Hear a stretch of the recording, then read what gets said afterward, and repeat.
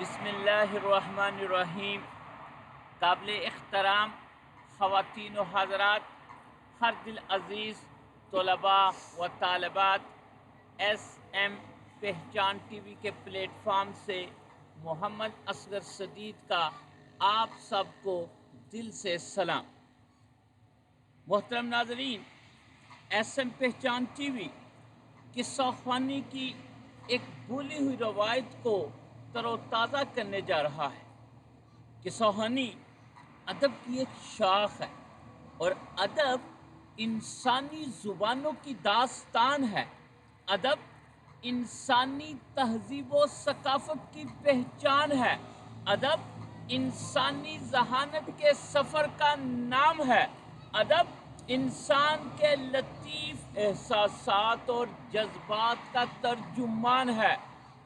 ہاں ناظرین، ادب انسان کی تاریخ ہے، ادب انسان کی تہذیب ہے، ادب انسان کے اخلاقیات ہیں، ادب انسان کی نفسیات ہے، ادب انسان کے تمام ایسے امور کو کور کرتا ہے جو وہ روزمرہ کی زندگی میں سر انجام دیتے ہیں۔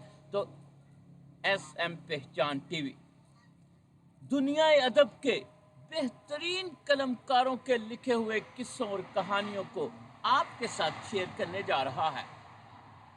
یہ قصے کہانیاں نہ صرف آپ کو تفریح مہیا کریں گی بلکہ یہ علمی، ادبی اور فکری صلاحیتوں کو نکھارنے کا ذریعہ بھی بنے گی۔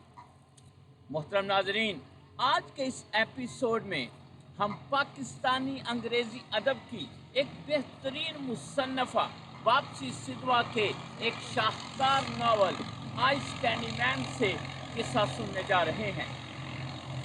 ہندوستان میں انگریزوں کے قبضہ کرنے سے پہلے بہت ساری آزاد اور خود مختار ریاستیں پائی جاتی تھیں۔ انہی آزاد اور خود مختار ریاستوں میں سے ایک ریاست کی سرحد پر ایران سے پیدل ہجرت کرتا ہوا ایک قبیلہ پہنچ جاتا ہے۔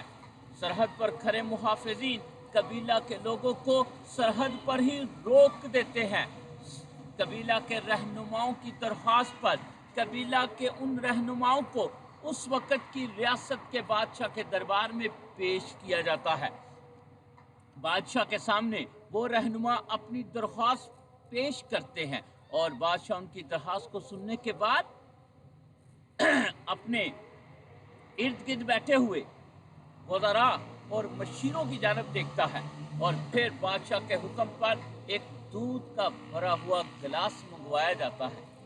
وہ دودھ کا گلاس ان 5 مہمانوں کو پیش کر دیا جاتا ہے اور وہ 5 مہمان حیران بھی ہیں اور پریشان بھی ہیں۔ وہ بادشاہ سے تھوڑا سا وقت مانگتے ہیں، پھر علیحدگی میں وہ بادشاہ کے ساتھ وہ اس دودھ کے گلاس کے بارے میں اپنی وضاحتیں پیش کرتے ہیں، اور ان وضاحتوں میں سے ایک بزرگ کی وضاحت یوں ہوتی ہے کہ بادشاہ نے ہمیں یہ دودھ کا گلاس ایک شائستہ انکار کے طور پر دیا ہے اور وہ ہمیں یہ بتانا چاہتا ہے کہ یہ دودھ کا گلاس جس طرح بھرا ہوا ہے اس کی ریاست افراد سے بھری ہوئی ہے اور مزید افراد کی گنجائش نہیں ہے، اور یہ دودھ خوشحالی کی بھی علامت ہے۔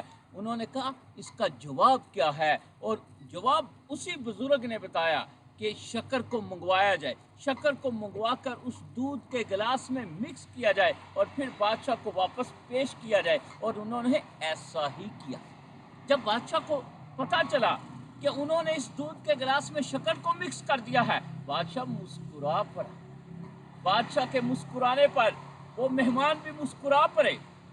بادشاہ نے ان کو اپنی ریاست میں داخلے کی اجازت دے دی اور اپنے وزیروں کو بتایا کہ انہوں نے مجھے یہ پیغام دیا ہے شکر کو دودھ میں مکس کر کے کہ اگرچہ تمہاری ریاست افراد سے بھری ہوئی ہے، ہم اس شکر کی طرح اس دودھ میں جس طرح شکر گل مل گئی ہے، ہم بھی تمہاری ریاست کے افراد کے اندر آ کر گل مل جائیں گے۔ اور ایک اور دوسری بات کہ ہم جس طرح اس شکر نے اس دودھ کی مٹھاس میں اضافہ کیا ہے، ہم بھی اس ریاست کی خوشحالی میں اضافہ کریں گے۔